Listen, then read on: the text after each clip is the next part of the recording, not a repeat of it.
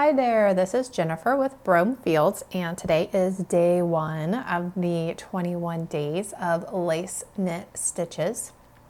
And today I am keeping it super easy, and this is something that I've wanted to try for a long time, many years, but I just felt like it was too basic and simple, and so I never tried it.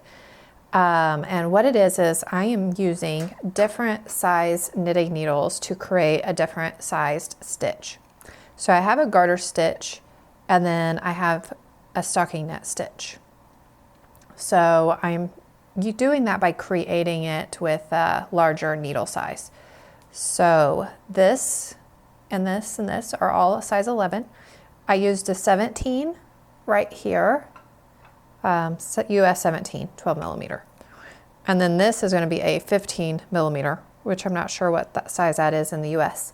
And then for the next one, I'm going to do it's US 35, which is 19 millimeter. So I'm going to show you how to go from an 11 to a 35 and then what it looks like whenever it's all done. So rows 1, 2, 3, 4 are all knit with size 11. And then 5 and 6 are knit with the larger needle size. So how I have it is the odd number is the wrong side row, and the right number or the right side is an even number. So I'm ready for row 5, which is a wrong side, and that's what it looks on the wrong looks like on the wrong side. So you can still see that purl stitch there. So this will be interesting.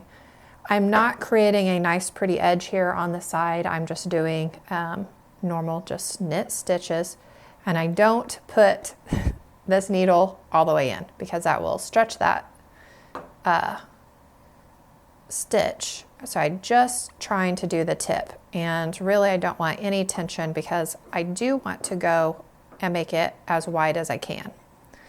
So just insert the tip a little bit and then push it all the way through so that we have the whole stitch. And it goes onto the needle. So on this side,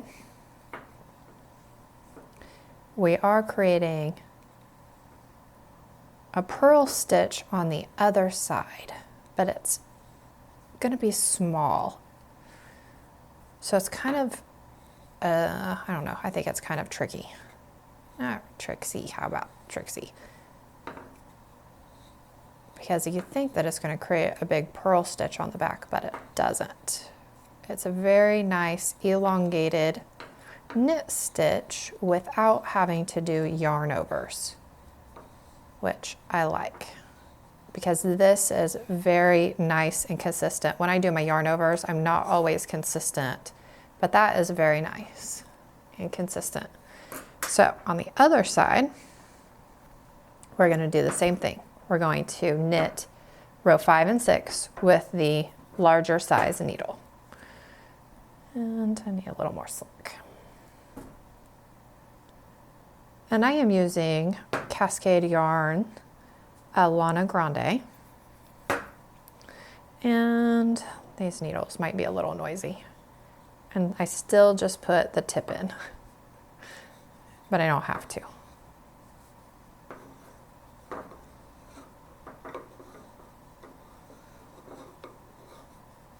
And just knitting. So I'm doing all knit stitches. So this is a garter stitch.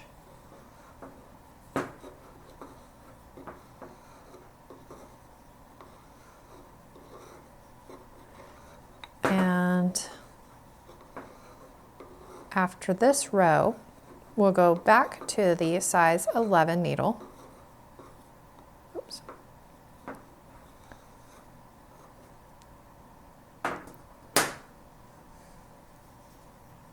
And my table's porcelain, it's a little loud, but you can see how it created an elongated stitch there. You kind of give it a little tug while it's like that. And then I'll do one with the 11 so you can just see how it all comes together. So this is the wrong side where you can see that purl stitch there. Feels weird knitting with two different size needles, but if you're using a lace type yarn, and I do keep my tension a little tight so that it's not, I don't know, so it's consistent, so it's not too big of a stitch. So if you're using different yarns, you would definitely get a different effect.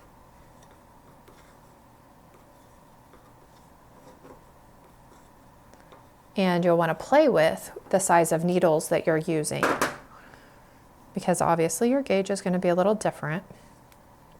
All right, so this is the front side of the work.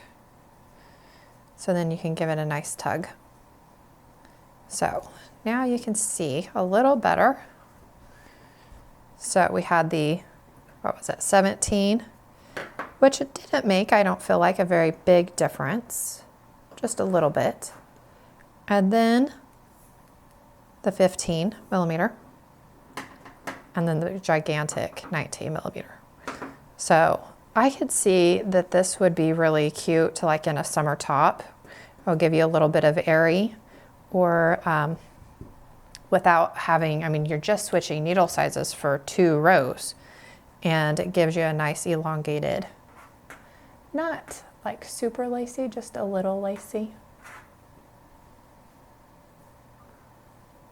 But I think that would be cute even in some playing with different size needles for a scarf even, and clean up the edges, of course. That's very messy. And I'll have a trick on that on this page so that you can kind of step up your game a little bit to have a cleaner edge. So I hope you guys like that for day 1. It is definitely going to get a lot more complicated. I just wanted to keep it easy and basic for day 1. For me, this was a stitch I wanted to play with for a long time and just never got around to it. This gave me a good excuse to play with different needle sizes in a project. So I am very excited to see what you guys come up with. So definitely tag me on Facebook or Instagram if you guys are there, and so I can see what you guys are doing. And thank you guys so much for watching.